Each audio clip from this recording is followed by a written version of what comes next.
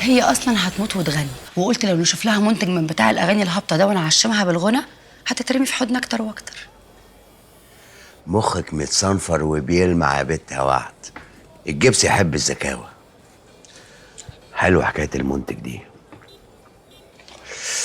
وهو بكده نبقى ماسكين عليها حاجة، ولما نعوزها نلاقيها تحت جزمتنا. عجبتني. شفت بقى وعده لما بتفكر وتخطط بتبقى شاطره ازاي؟ جرايه يا بت، جرايه روح امك. انت هتعمليها خطه اهلك؟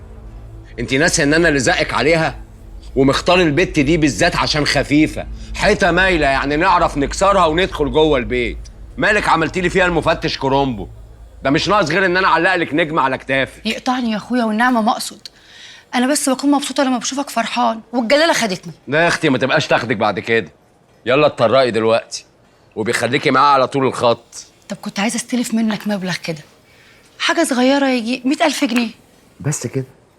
عينيا الاتنين. يا سلام.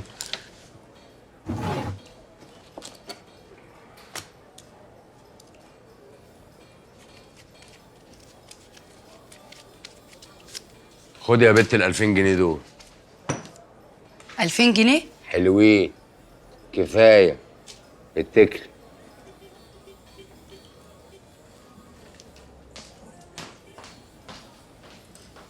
ال 100,000 جنيه